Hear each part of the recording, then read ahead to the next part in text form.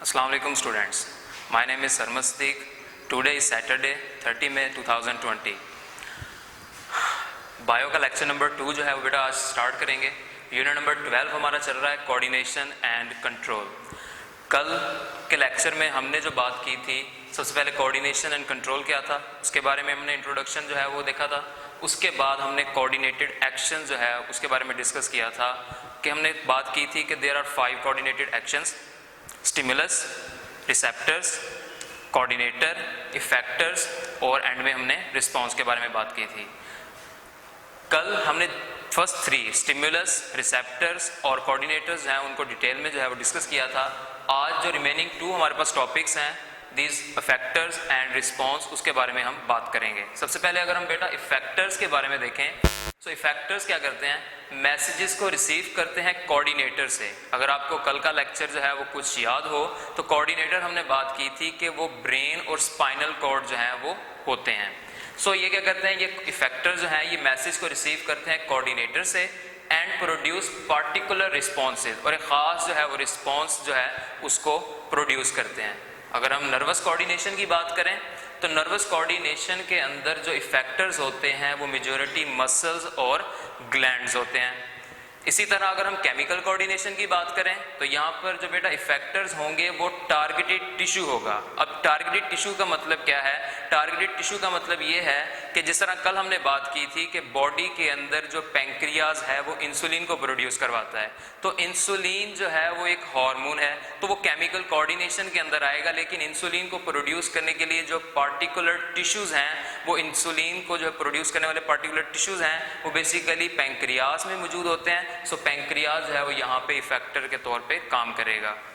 उसके बाद सम न्यूरॉन्स के लिए जो है वो nephron is the functional unit of kidney, वो भी एक्ट करता है एज अ इफेक्टर। उसके बाद बोन एंड लीवर है हमारे पास, ये भी जो है वो समटाइम एक्ट करते हैं एज अ इफेक्टर्स। उसके बाद लास्ट हमारे पास टॉपिक है response. So actions performed by the effectors. So response क्या है बेटा, इफेक्टर्स जो हैं वो after receiving the message from the coordinator जो एक्शन परफॉर्म करते हैं, these actions are called response. For example pulling over hand away from hot thing. जैसे एग्जाम्पल कि आप जो है वो किसी ऐसी जो है वो चीज़ के पास बैठे हैं जो काफ़ी हॉट है, और एग्जाम्पल कि आप जो है वो क्लॉथ्स को आयरन कर रहे हैं और सडनली आपका जो हाथ है वो आयरन के ऊपर जो है वो टच होता है, तो आप विद इन अ सेकेंड जो है वो अपने हाथ को पीछे खींच लेते हैं। क्यों? क्योंकि आयरन का जो सरफेस एरिया है वो काफ़ी हॉट है और आपके जो मसल्स हैं, हैंड मसल्स हैं, वो इसको जो है वो फ़ौरन बैकवर्ड जो है वो मूव करवाते हैं। अब इस तमाम जो है वो पर्पस के अंदर या प्रोसीजर के अंदर जो इन्वॉल्वमेंट है वो हमारे नर्वस सिस्टम की है। नेक्स्ट हम देखें तो बेटा जो नर्वस कोऑर्डिनेशन है ये इमीडिएट होती है, लेकिन ये शॉर्ट लिविंग जो है वो रिस्पॉन्स है। उसके बाद अगर हम केमिकल कोऑर्डिनेशन की बात करें तो ये स्लो है बट लॉन्ग लिविंग जो है वो रिस्पॉन्स इसमें शामिल होगा। नेक्स्ट टॉपिक हमारा स्टार्ट होने जा रहा है ह्यूमन नर्वस सिस्टम। हमारा जो बेटा नर्वस सिस्टम है it basically composed of 2 components. One is the central nervous system, इसको CNS भी कहा जाता है, और ये 2 चीज़ों पर जो है वो कंपोज्ड है। One is your brain and second is your spinal cord. अगर आपको जो है वो इजीली रिमेंबर करने के लिए बताऊं तो जैसे इसका नेम देखें, सेंट्रल नर्वस सिस्टम। हमारा जो बेटा बॉडी है तो हमारे बॉडी का जो सेंटर है उसमें ब्रेन और हमारे वर्टिब्रल कॉलम के अंदर स्पाइनल कॉर्ड मौजूद है, तो इससे आप जो है वो रिमेंबर कर सकते हैं कि central nervous system mean brain और स्पाइनल कॉर्ड। दूसरा कंपोनेंट अगर हम देखें तो that is peripheral nervous system. Peripheral word जो है ये बेसिकली सराउंडिंग के लिए इस्तेमाल किया जाता है, मीन आपके ब्रेन और स्पाइनल कॉर्ड को छोड़ के बाकी पूरे का पूरा जो बॉडी है ये आपका पेरिफेरल नर्वस सिस्टम में आएगा। It consist of the nerves that arise from the central nervous system. ये बेटा उन नर्व्स के ऊपर जो है वो मुश्तमिल है जो CNS से निकलती हैं, सेंट्रल नर्वस सिस्टम से, and spread in the entire body, और ये पूरी बॉडी के अंदर जो है वो फैली हुई हैं।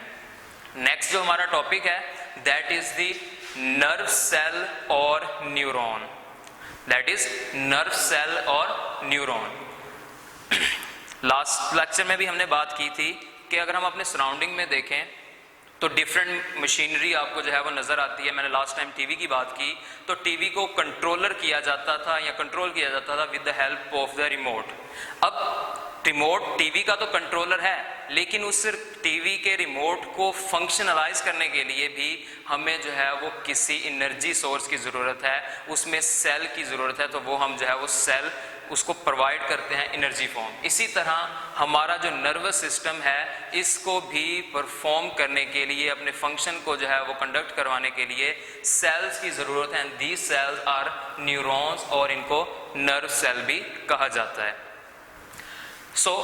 अब हमें पता चल गया कि न्यूरॉन क्या है। It is a unit of nervous system. ये बेटा हमारे नर्वस सिस्टम का यूनिट है, जो तमाम के तमाम मैसेजेस को जो है वो कंडक्शन की तरफ लेके जाता है। इसी के साथ न्यूरॉन के अंदर ही हमारे पास न्यूरोग्लाइल सेल्स होते हैं, जो सपोर्टिंग सेल्स हैं। बेसिकली ये न्यूरॉन को अपना फंक्शन परफॉर्म करने में सपोर्ट करते हैं, उसकी मदद करते हैं। न्यूरॉन की अगर बेटा हम फंक्शन की बात करें, सो न्यूरॉन्स कंडक्ट नर्व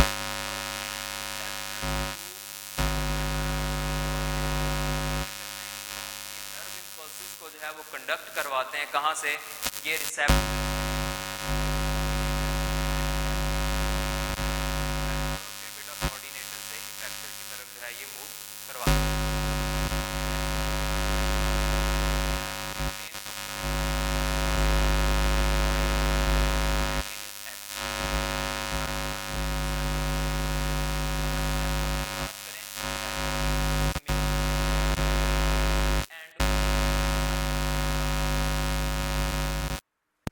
डायग्राम की बेटा अगर हम बात करें तो कुछ इस तरह की आपको डायग्राम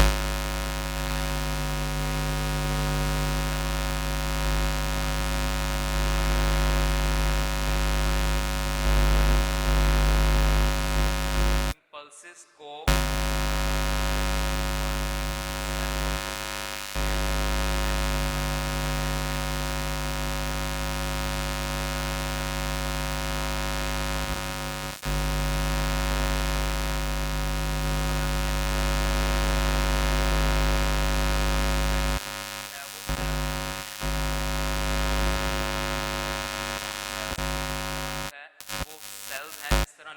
सेल्स थे।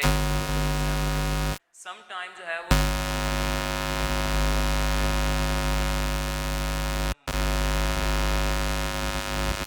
Fatty layer. अब फैटी लेयर होने की वजह से ये इंसुलेटर का काम करता है।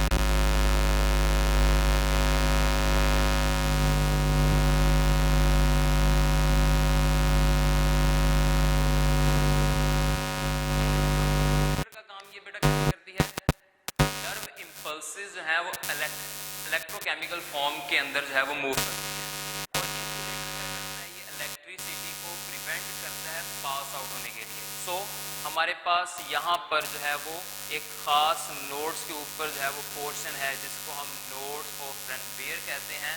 ये नोड्स ऑफ रेनवियर वो पोर्शन है जहाँ पर माइलिनेटेड शीथ एब्सेंट होती है। सो नर्व इम्पल्सेस क्या करती हैं, ये बेटा उस पोर्शन से जो है वो जंप करेंगी जहाँ पर नॉन माइलिनेटेड जो है वो पोर्शन है, such as a nodes of Ranvier. ये आपको जो है वो जंपिंग जो है वो पोजीशन नज़र आ रही होगी कि यहाँ से जो है वो नर्व इम्पल्स इस पोर्शन पे, फिर यहाँ से इधर, और फिर ये जो है इस तरह जंप करती हुई जा रही है। और इस तरह की इम्पल्सेस को सैल्टेटरी जंपिंग इम्पल्सेस जो है वो कहा जाता है। इसी तरह एंड में हमारे पास जो है वो टर्मिनल एंड हो जाएगा एक्सन का। इसी के अंदर हमारे पास एक खास प्रोटीन भी है, that is protein called nerve growth factor that promotes the regeneration of the broken nerve cell, जो टूटे हुए जो है वो नर्व सेल्स को रीजनरेट करवाती है, उनको दोबारा जो है वो रीजनरेशन की तरफ लेके जाती है।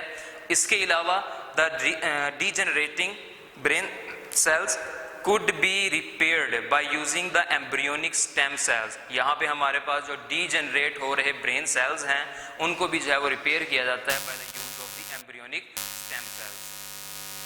आज का टॉपिक जो है वो यहाँ पे बेटा ख़त्म होता है। आप लोगों ने सबसे पहले तो कोऑर्डिनेटेड एक्शंस जो थे उनको अच्छी तरह जो है वो याद करना है, 5 कोऑर्डिनेटेड एक्शंस। उसके बाद हमारे पास ह्यूमन नर्वस सिस्टम, इसके कंपोनेंट्स, और मेन टॉपिक हमारा जो है वो ये लॉन्ग क्वेश्चन भी है, नर्व सेल और न्यूरॉन। हर बच्चे ने डायाग्राम जो है इसको अच्छी तरह जो है वो ड्रॉ करना है, लेबलिंग इसकी अच्छी तरह जो है वो प्रिपेयर करनी है, और उसके अलावा जो स्ट्रक्चर एंड फंक्शंस हैं वो भी आपने अच्छी तरह याद करने हैं। उम्मीद है कि आप सब जो है इसको अच्छी तरह तैयार करेंगे। अल्लाह हाफिज़।